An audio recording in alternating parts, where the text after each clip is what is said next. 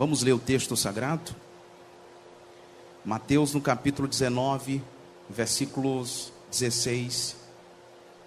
Mateus, Evangelho, segundo Mateus, no capítulo 19, versículos 16. Quem achou diz amém. Leiamos, que diz assim: Eis que, aproximando-se dele um jovem, disse-lhe: Bom mestre, que bem farei para conseguir a vida eterna? E ele disse-lhe: Por que me chamas bom? Não há bom senão um só, que é Deus. Se queres, porém, entrar na vida, guarda os mandamentos. Disse-lhe ele: Quais? E Jesus disse: Não matarás, não cometerás adultério, não furtarás, não dirás falso testemunho, honra teu pai e tua mãe, e amarás o teu próximo como a ti mesmo. Disse-lhe o jovem: Tudo isto tenho guardado desde a minha mocidade. Que me falta ainda? Disse-lhe Jesus: Se queres ser perfeito, vai, vende tudo o que tens e dá-o aos pobres, e terás um tesouro no céu. E vem e segue-me. E o jovem, ouvindo esta palavra, retirou-se triste, porque possuía muitas propriedades. Disse então Jesus aos seus discípulos: Em verdade vos digo que é difícil entrar um rico no reino dos céus. Amém. Senta um minutinho, por favor. Aplaude o Senhor Jesus com aquelas palmas bem bonitas.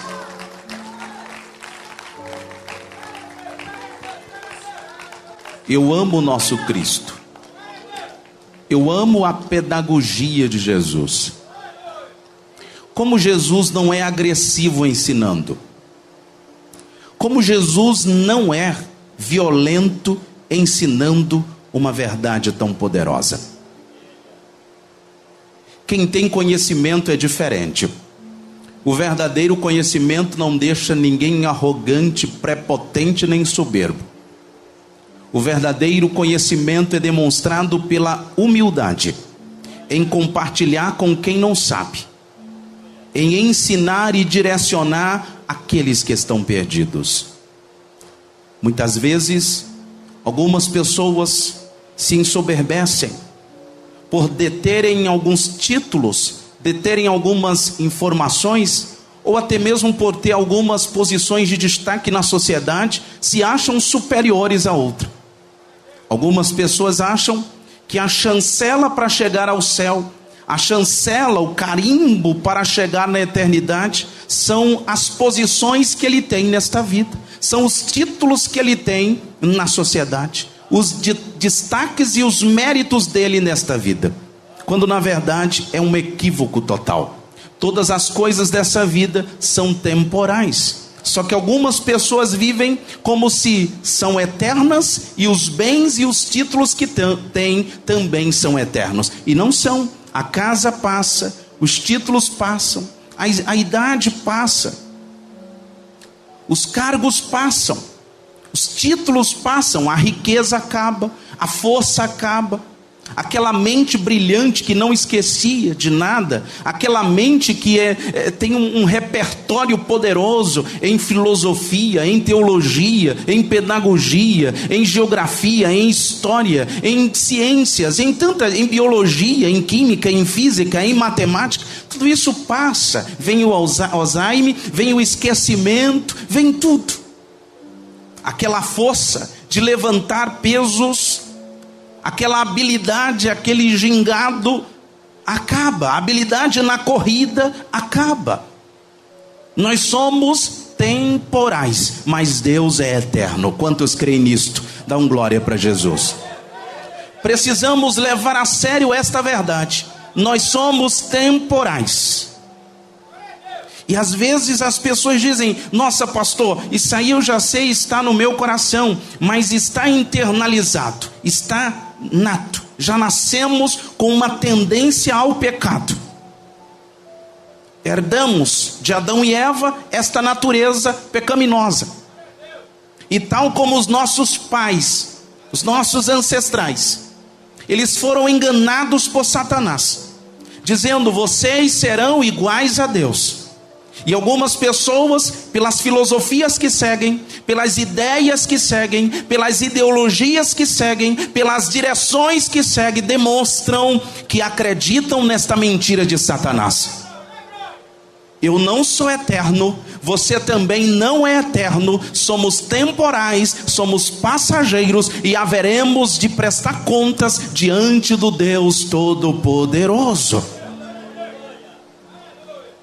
Não importa que não acredite, não importa que não creia, não importa a religião que siga, todos irão prestar contas ao Deus Todo-Poderoso. Final das contas, o religioso é passageiro. Final das contas, o ateu é passageiro. No final das contas, o maior cristão, o que se acha o mais bambambam, é passageiro e vai prestar conta diante do Deus Todo-Poderoso, porque só Ele é eterno. Todos têm a consciência de que esta vida é passageira, mas engodado e enganado pelo maligno, acha que são eternos. Já notou que a pessoa que não tem o ego tratado, ou o caráter tratado, não tem o caráter parecido ou de Cristo, quando ele assume determinadas posições, ele se acha o ditador, ele se acha o superior, e passa. Ele chega a um título, a uma posição numa empresa, na sociedade, e de repente ele começa a se achar, como diz um adágio popular, a última bolacha do pacote. Tudo vaidade. Coração do homem é vaidoso. Coração do homem é vaidoso. Quando criança a gente acha que pode comer de tudo e fazer de tudo. Chegamos à adolescência achando que vou crescer e serei dono do meu próprio nariz, vou fazer o que eu quero. Chega a juventude, agora eu vou poder arrebentar, faço o que eu quero. E aí o tempo vai passando, e só depois que as perninhas começam a ficar bamba, que começamos a enxergar embaçado, que começamos a tremer a voz, que precisamos a tropeçar com facilidade, que começamos a ficar resfriado com facilidade, ficar doentinho com facilidade, é que nos damos conta de que não somos eternos e que não somos isso tudo que imaginamos. Esta vida passa. Esta vida é passageira. Diga comigo, vida passageira. Esta vida é passageira, mas temos a noção de que há uma parte em nós que é imaterial, que não morre. Corpo morre, beleza morre, riqueza acaba, mas a alma, ela não morre e ela vai prestar conta diante de Deus. Todos sabem que há uma vida que é diferente desta, uma vida eterna. Diga comigo, vida eterna. E esta vida eterna só quem proporciona, só quem assegura é Deus. Esta vida eterna, quem nos assegura é um Deus que é eterno. Só alguém que é eterno pode assegurar vida eterna. Alguém temporal, como homem, pode prometer coisas temporais e a si mesmo falhar, porque o homem pode mentir, o homem está sujeito a prometer e não cumprir. As coisas eternas, só um Deus eterno pode assegurar. Quantos têm certeza aqui da vida eterna? Esta segurança, essa seguridade, só o próprio Deus pode nos dar, pode nos fornecer. Não importa que seja rico, não importa que seja pobre, não importa que seja um douto ou indouto, não importa um religioso, um livre pensador, todos todos se preocupam com a vida eterna. Todos. Todos. Conta-se que numa terrível turbulência num avião, um ateu que estava presente começou a gritar: Deus, Deus me socorra, Deus socorra. E alguém que sabia das suas incredulidades, das suas dúvidas, logo questiona. Na hora da dor, não tem para onde correr. Nas emoções e nas vaidades da vida, o homem nega tudo. Todos têm a consciência de que um dia prestará conta diante de Deus, e há uma vida que não é passageira, há uma vida que é eterna. A passagem que lemos é de um homem muito destacado na sociedade. Este jovem aparece justamente na última viagem de Jesus a Jerusalém. Ele entra em cena e, preocupado com a vida eterna, é um homem da classe alta. Lucas vai descrever ele como um príncipe. Era alguém notável, era alguém destacado, muito rico. Poderia ser um governador, porque a palavra originária lá para príncipe dá a conotação de governador, comandante, um chefe, um líder, é alguém de destaque na sociedade. E tem um outro agravante: ele tinha muitas propriedades, era muito rico, tinha muitas riquezas para se preocupar, tinha muitas fazendas para se preocupar, mas havia uma inquietude nele. Qual a inquietude? Vida eterna. O que vai ser de mim na eternidade? O que será da minha alma na eternidade? Será que eu tenho direito à vida eterna? E ele vai procurar justamente Jesus. Ele vai procurar justamente Jesus. E não é aleatória esta pergunta. É um judeu, é alguém que tem uma formação muito boa, que conhece todos os mandamentos, alguém que está preso a um sistema religioso na época, e ele vai procurar justamente Jesus. A ideia aqui é que, se ele pergunta a Jesus o que ele faz, o que ele precisa fazer para herdar a vida eterna, é porque ele sabia que Jesus ensinava corretamente sobre a eternidade e sobre o caminho para se chegar à eternidade. Para ele procurar Jesus é porque ele tinha certeza que os ensinos desse mestre eram ensinos confiáveis.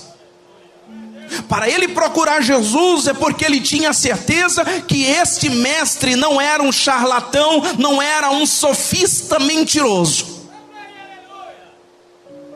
Ele sabia que Jesus ensinava de verdade para a eternidade.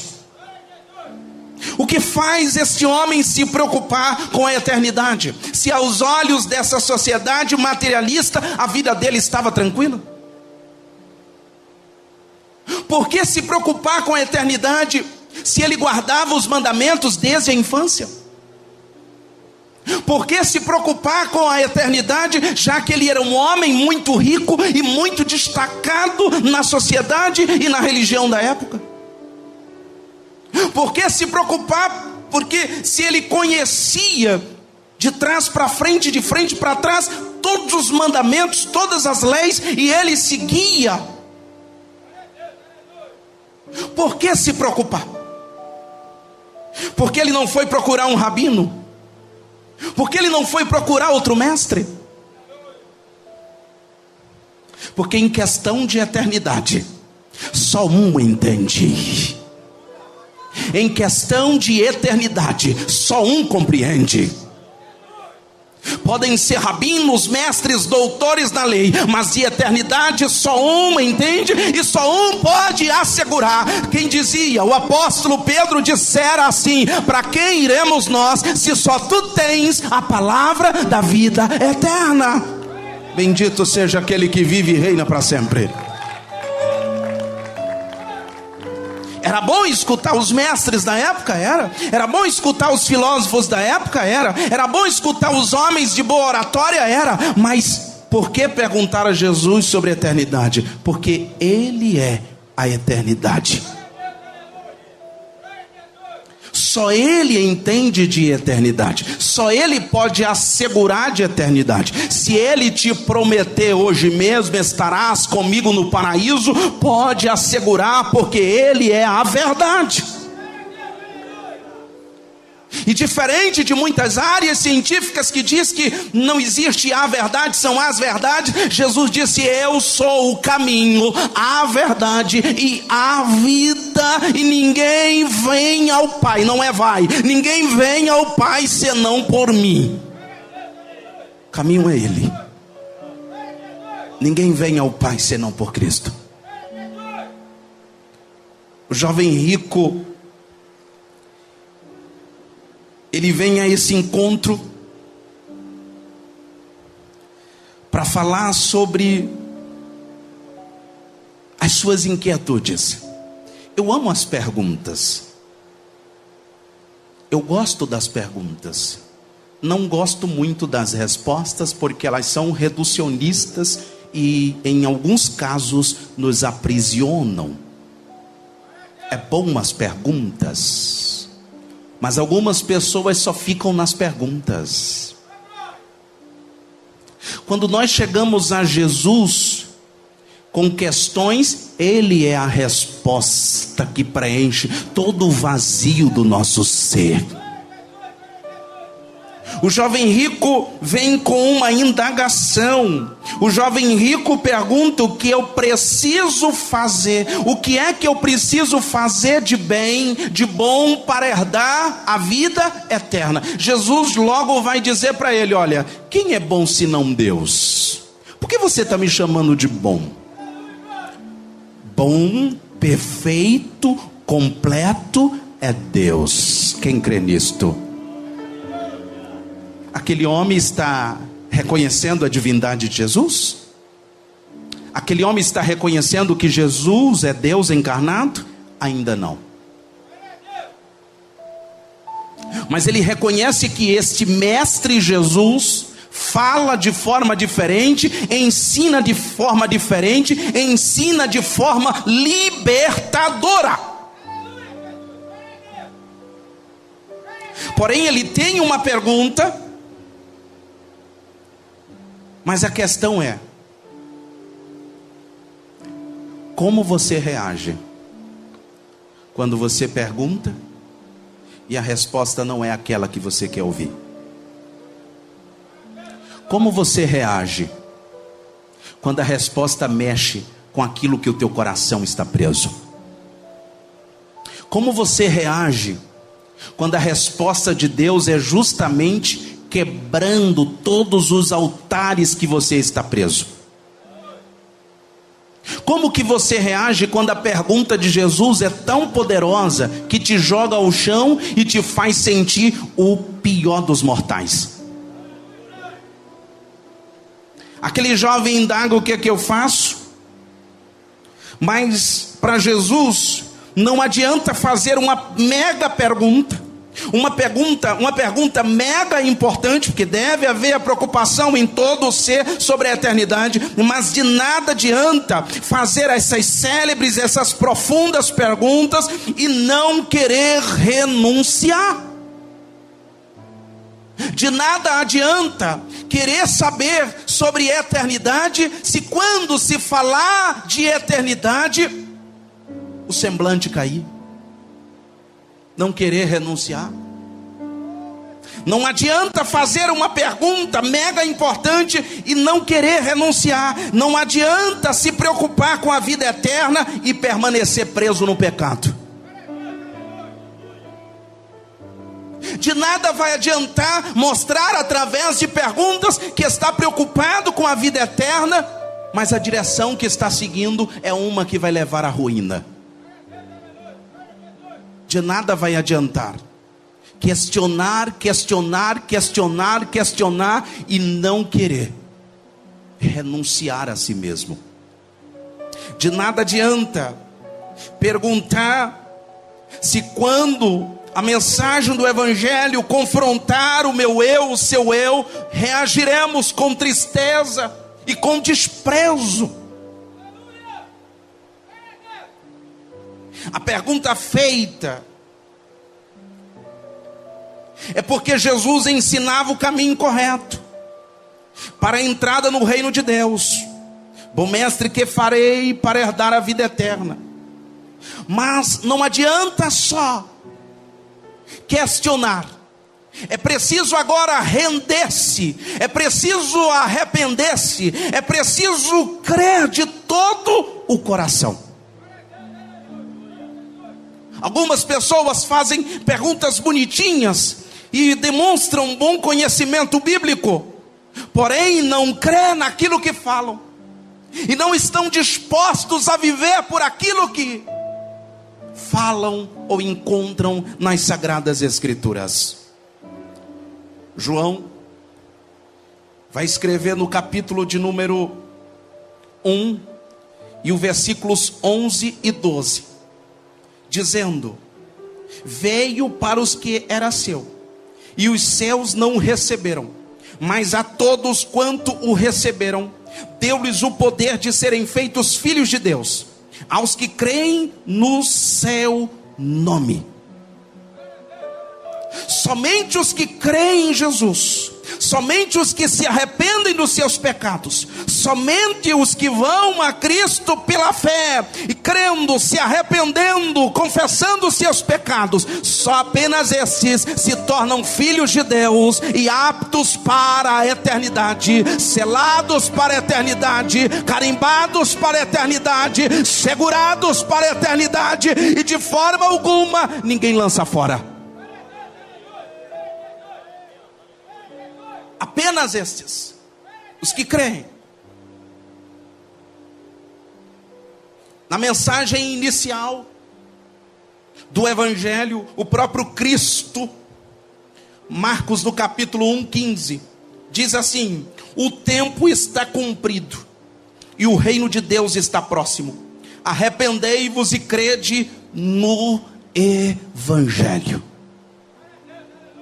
Ô bom mestre, o que é que eu faço para herdar a vida eterna? Ele diz assim: conhece os mandamentos? A resposta é a seguinte: desde a minha mocidade. Quantas pessoas se orgulham? Eu oro tantas vezes por dia. Meus pais são pastores. Minha mãe é da oração. Eu sempre frequento igreja. Isso não te assegura a eternidade. Eu já li a Bíblia 10 vezes. Isso não te assegura a eternidade. Eu estou na igreja há 30 anos. Não te assegura a eternidade. Eu jejuo 7 vezes na semana. Isso não te assegura a eternidade. Continue frequentando a igreja. Continue lendo a palavra. Continue orando. Continue jejuando. Mas por favor, se a entrada no céu for a partir de jejum, se a entrada no céu for a partir da tua oração, se a entrada no céu for a partir dos seus méritos, o que você faz, o que Jesus fez na cruz do Calvário? Qual o propósito de Cristo sofrer ao ponto de ser humilhado e lançado na cruz? Se eu posso ser salvo pelos meus méritos, por aquilo que eu posso fazer e sei fazer, qual o propósito de Jesus morrer na cruz do Calvário?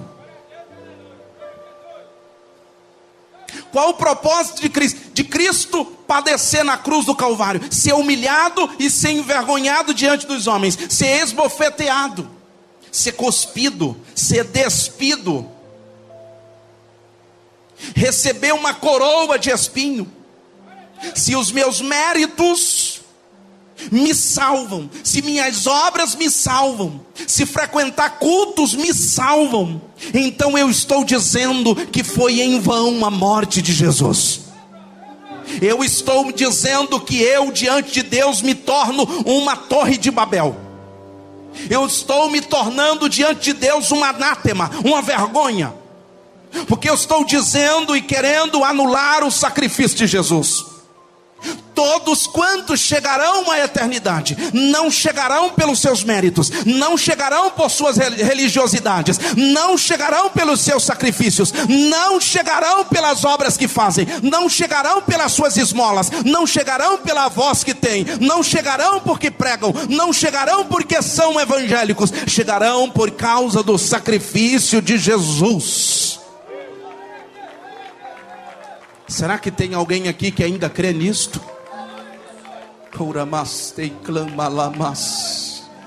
Tem alguém que ainda crê nisto aqui?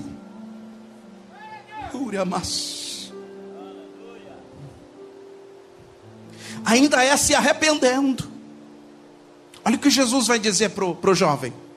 Você conhece eles? Quais? Olha, ele esnoba ainda. Em outras palavras, um brasileiro falando. Diz aí, mano. Diz aí para você ver que eu acerto na hora. Pode falar. Aí Jesus recita, desde a minha juventude.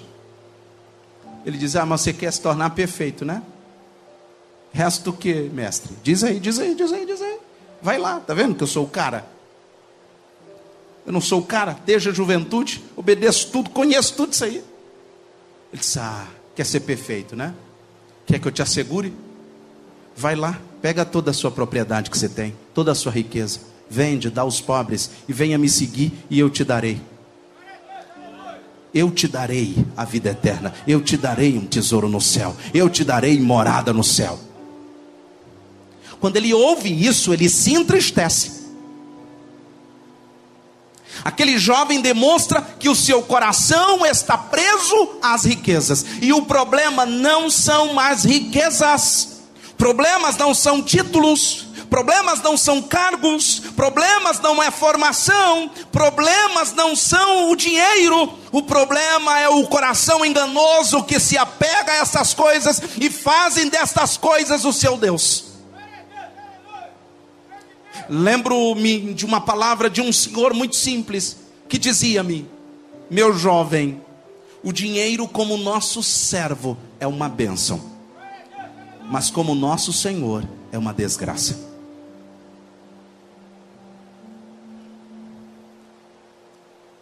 O pobre vai dizer assim: ainda bem que eu não sou frudista. Sofre também. Há pobres mais presos à riqueza do que certos ricos. Porque Cristo não está fechando a porta, dizendo quão difícil é um rico entrar no reino do céu. Jesus não está dizendo nenhum rico vai entrar. Ele está dizendo que dificuldade, hein? O rico preso à riqueza vai ter dificuldade de entrar no céu, porque eles não querem renunciar. Ele vai ter dificuldade. E aí não é só riqueza que pode impedir alguém de chegar na eternidade. Tem muitas coisas que as pessoas se prendem. Há pessoas que se prendem a aspectos físicos. Há pessoas que se prendem a um título. Há pessoas que se prendem a um sobrenome até. Há pessoas que se prendem a um idioma que sabe falar melhor do que outro. Há pessoas que se prendem pela hierarquia que está. Há pessoas que se prendem a coisas efêmeras, bobas, a voz que tem. Bobagem. Isso será o peso, a âncora que prenderá muitos nesta vida. Estas coisas serão as âncoras, o peso que prenderá muitos nessa vida e os impedirá da eternidade. Não que Deus não tenha poder para salvar tantos quanto creem, mas elas preferiram prender-se às coisas desta vida do que às coisas que são eternas. Todos que se aproximaram de Jesus precisaram crer. Todos que se aproximaram de Jesus precisaram demonstrar fé. O paralítico de Cafarnaum, a mulher hemorrágica e tantos outros exemplos das Escrituras, e o próprio Cristo fez questão de notificar: a tua fé te salvou. Em outro momento Jesus olha para o paralítico, vê a fé de quem está ali e diz assim: perdoados são os seus pecados. Antes de curar, Jesus salva aquele homem. Porque melhor do que ter riquezas, melhor do que ter saúde física, é ter a certeza da vida eterna. Melhor do que ter o nome destacado onde quer que seja, melhor do que tudo isso, é ter o nome escrito no livro da vida. Melhor do que ser reconhecido por grandes autoridades, é ser reconhecido nos céus.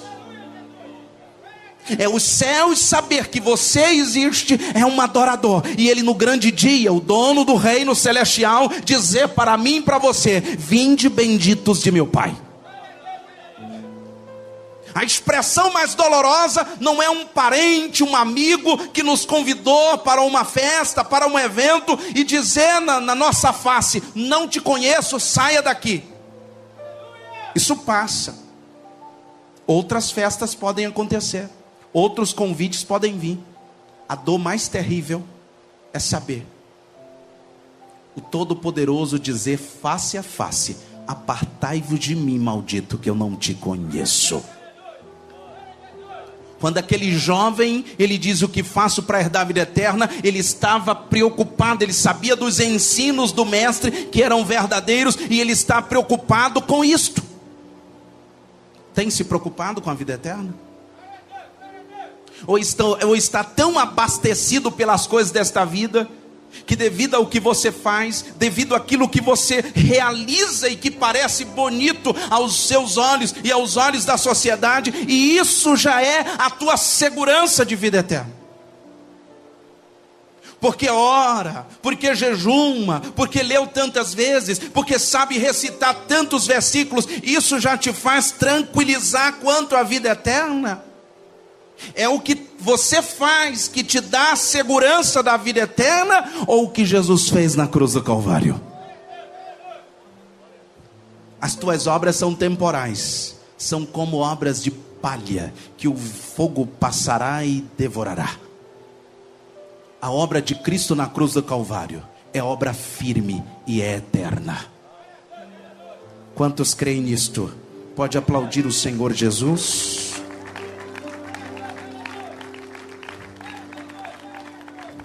Primeira coisa que a gente aprende com aquele jovem, com a história desse jovem, é que ele até questiona, ele se preocupa com a vida eterna, mas ele não está disposto a se arrepender dos seus pecados.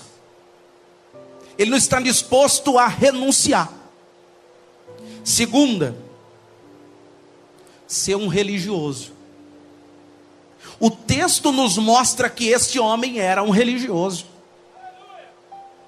Desde a sua mocidade, ele conhece muito bem os textos sagrados. Ele conhece os mandamentos. Vamos contextualizar, vamos trazer? Ele conhece muitos hinos, muitos louvores. Ele sabe os hinos oficiais de alguns cultos. Ele sabe até como é que ora. Senhor meu Deus, meu Pai, né? Oração mecânica.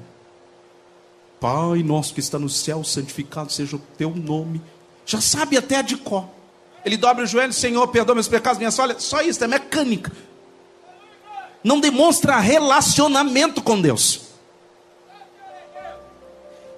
E por isto, esta passagem nos notifica o seguinte: ser um religioso não é ser um cristão verdadeiro. Saber recitar versículos, saber que tem 66 livros na Bíblia, saber que no Antigo Testamento tem 39, no Novo 27, saber que de Gênesis a Apocalipse Cristo é o assunto máximo e principal das Escrituras Sagradas, isso não é tudo. Saber o que é jejum, saber o que é oração, seguir todo um ritual, seguir toda uma liturgia bonitinha, isto não me assegura,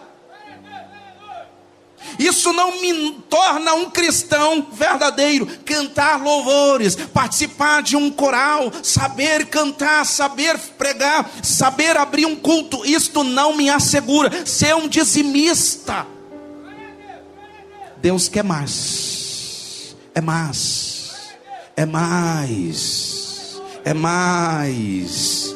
Aleluia. É preciso crer, é preciso se arrepender, é preciso relacionamento, é preciso proximidade com Deus. Alguns não querem se aproximar de Jesus, porque a primeira coisa que vai ouvir de Jesus é: arrependa-se dos seus pecados. Alguns querem seguir Jesus distante, alguns querem acenar para Jesus, alguns querem vislumbrar Jesus, mas não querem se aproximar, porque próximo de Jesus, nossas vergonhas são expostas. Perto de Jesus, próximo a Jesus, os nossos pecados são revelados, porque Ele é a luz, e a luz traz à tona toda obra.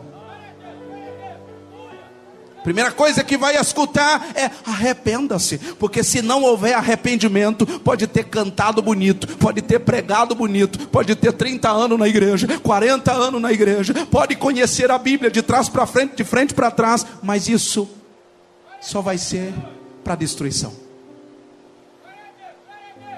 Guardar os mandamentos instituídos pelo Senhor para ser salvo. Olha que contradição. Eu guardo os mandamentos, está faltando o que mais? Eu já guardo. Isso é alguém que não sabe que nossas obras são insuficientes. As nossas obras são insuficientes para nos salvar. A minha riqueza é insuficiente para me salvar. Os teus títulos é insuficiente para te salvar. A tua posição social é insuficiente para te salvar. A tua obediência aos seus pais é insuficiente para te salvar. Você vai me dizer: mas pastor, então quer dizer que eu não preciso obedecer aos pais? Tem que obedecer aos pais, mas eu não posso usar isto como mérito. Pastor, quer dizer que eu não posso pertencer à igreja Deus e Amor? Não é isto que está aqui em foco. A questão é que eu não posso achar que é isto que assegura a eternidade. Pastor, quer dizer então que não precisa ser dizimista? Também não é isto que está em foco. É que eu não posso usar disto de ser dizimista como mérito para a salvação. Eu sou pastor, então quer dizer que eu tenho que deixar de ser pastor para entrar no céu? Não, eu tenho que deixar de ser rico, eu tenho que ir para pedir esmolas? Também não é isto. O Senhor está dizendo: desapegue-se, renuncie aquilo que prende o seu coração a esta vida. Aleluia. Eu guardo os mandamentos para a salvação. É inútil. Mas não é o Senhor que mandou? Sim. Mas Ele disse que veio cumprir a lei. Eu já cumpro. Você já vê uma arrogância, porque não tem um humano justo. Não há um justo nenhum sequer. Acertamos um e erramos 10. Damos 10 passos certos e erramos 1000.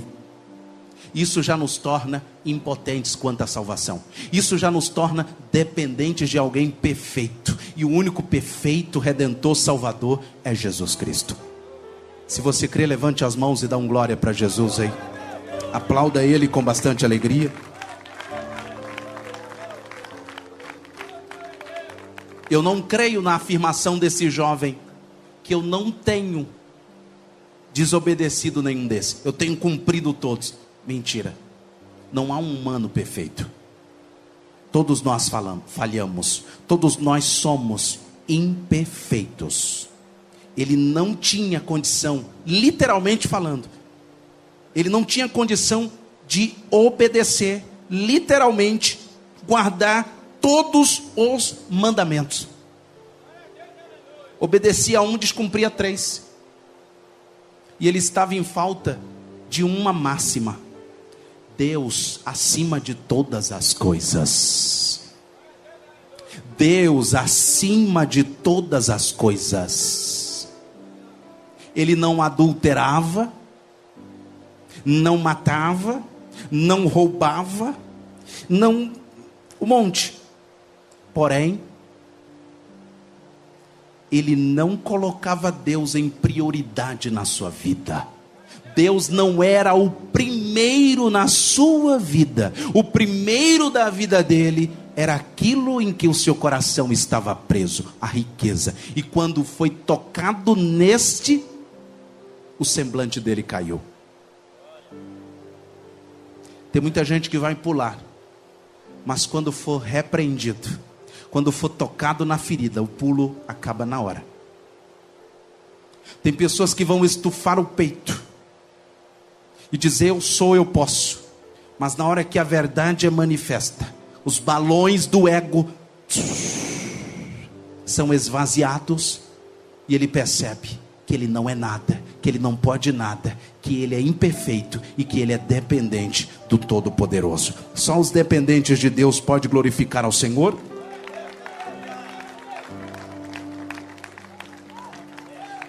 Nós vivemos numa sociedade em que os homens, eles dedicam-se a muitas coisas: rituais, penitências, esmolas, caridades, sobem ladeiras descalços, sobem montanhas de joelhos, dizendo que estão sacrificando a Deus, rituais e mais rituais, fazem sacrifícios e mais sacrifícios, porém estão com suas almas vazias de Deus,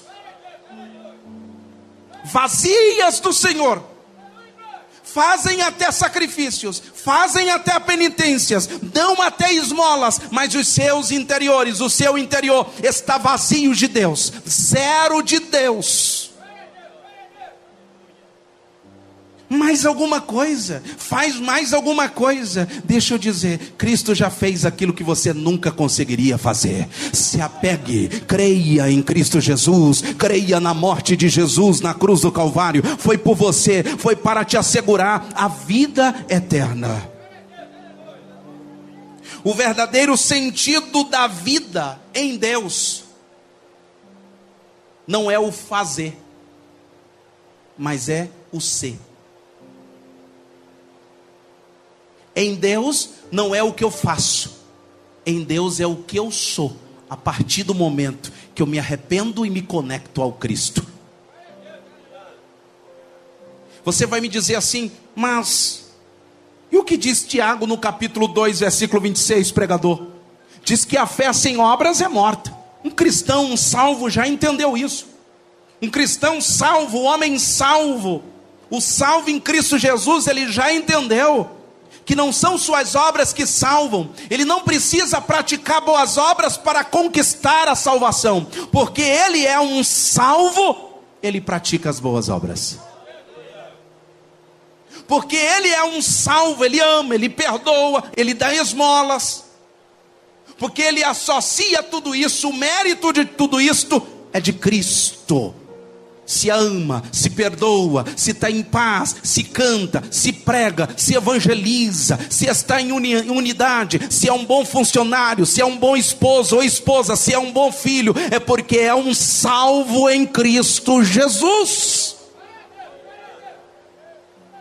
Se é um dizimista, é porque é um salvo em Cristo Jesus, e não o contrário. Não podemos barganhar, praticar a simonia, que é achar que eu posso comprar os benefícios de Deus, achar que eu possa comprar as bênçãos, os milagres do Senhor a partir do meu dinheiro. Terceira coisa que nós aprendemos aqui, com a história, com a passagem deste jovem rico: queria a vida eterna, mas era apegado às coisas materiais. Não se pode servir a dois senhores. Nós temos hoje um evangelho que tem tirado a cruz, tem tirado os espinhos da estrada, tem tirado as pedras do caminho, tem estendido um tapete bonito. Esse é um falso evangelho. No mundo tereis aflições. Um evangelho falso, fajuto, adulterado, que diz para as pessoas que elas não irão sofrer, que diz para as pessoas que elas podem servir a Deus e continuar nos seus pecados, que elas podem ser de Deus, que elas irão para o céu, mas elas podem continuar praticando suas torpêndias, podem continuar praticando suas vergonhas. Esse não é o evangelho de Jesus. Cristo não veio morrer na cruz, Cristo não veio padecer por nós para ensinar um caminho que seja mais fácil do que ele seguiu.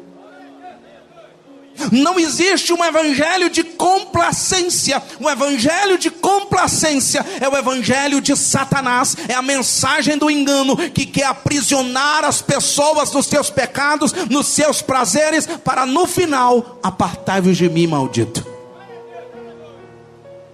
É impossível chegar ao céu preso às coisas desta vida. É impossível chegar ao céu sem arrependimento sincero. É impossível chegar ao céu sem uma conversão. É impossível chegar ao céu se não for justificado, perdoado pelo Senhor Jesus. Não tem céu sem desapego. Não há céu sem renúncia. Não há céu sem renúncia. Eu não posso aqui modificar o evangelho para me parecer bonitinho, secularizado. Não, o evangelho, as escrituras permanecem para todo sempre. Passa céu, passa as culturas, passa todas as filosofias, mas a palavra do Senhor permanece a mesma. Quantos creem nisto? Quantos creem nisto? Fica feio falar assim, né? Nos dias de hoje fica feio pregar assim. Mas no final, todo pregador há de dar conta no dia do juízo. Há de dar conta no dia do juízo. Um médico, o paciente foi consultar ele, e ele percebe que esse paciente está em risco, e ele não avisa, haverá punição para ele. Ele sofre as sanções. Essas vidas estão em nossas mãos. O sangue dessas vidas estão em nossas mãos. Precisamos voltar ao evangelho de anunciar para ricos e pobres o arrependimento sincero. É preciso desapegar. É preciso escolher Jesus. Ricos e pobres, doutos e indoutos, precisam renunciar, tomar a cruz e seguir até o fim. Elite ou plebe precisa entender que só Jesus salva.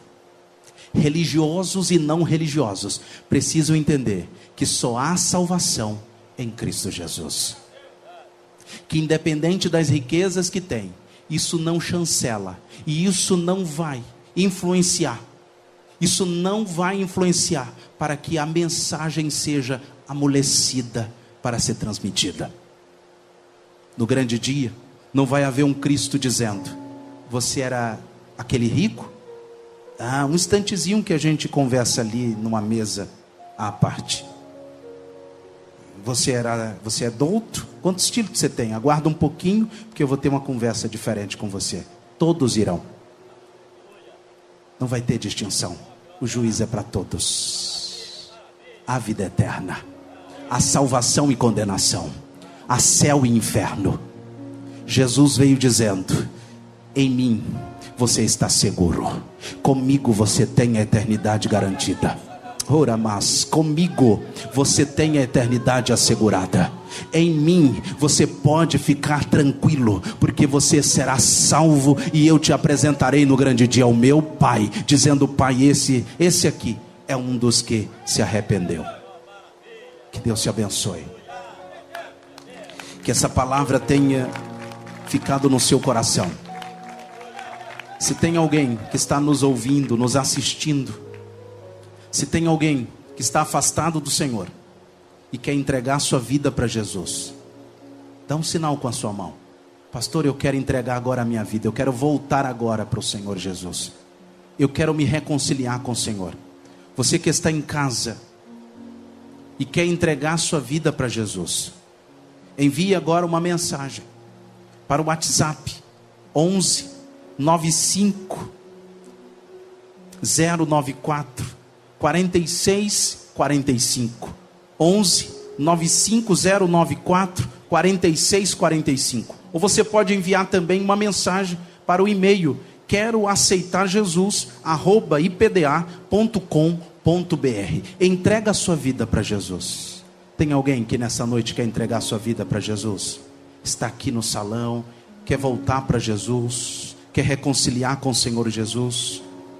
Jesus te chama, Jesus te sela para a eternidade. Fica de pé, por favor, toda a igreja. Que Deus abençoe os nossos ouvintes, os nossos internautas. Deus abençoe poderosamente a sua vida. Deus abençoe poderosamente a sua família, né? Deus, Ele é poderoso para fazer grandes coisas na vida de tantos quantos se arrependem e confessam como Salvador. Vamos agradecer ao Senhor pelas vidas que estão aceitando Jesus em casa, que estão entregando a vida agora para o Senhor Jesus. Levante as mãos bem alto. Pai querido, muito obrigado por todas as vidas. Obrigado por esta palavra. Obrigado porque até aqui o Senhor nos ajudou. Obrigado porque até aqui a tua mão nos sustentou. Convença tantos quanto o Senhor queira. Pai querido, se há aqueles que ainda estão apegados às coisas desta vida, os fazendo até de Deus e de segurança para a eternidade, os convence que só o Senhor salva, só o Senhor é o caminho, a verdade e a vida. Deus, liberte a todos, salva, transforma para a glória do seu nome. Abençoe toda a tua igreja, o seu povo, e nos leve em paz, em segurança, em nome de Jesus, amém e graças a Deus. Que Deus abençoe a todos, que o Espírito Santo do Senhor continue comunicando aos nossos corações, que possamos sair daqui em segurança, em nome de Jesus. Que Deus abençoe. Vamos despedir com bastante alegria? Com alegria ou com tristeza? Alegria ou tristeza? Alegria. Diga: a paz do Senhor Jesus, a paz do Senhor e a paz do Senhor. Deus abençoe.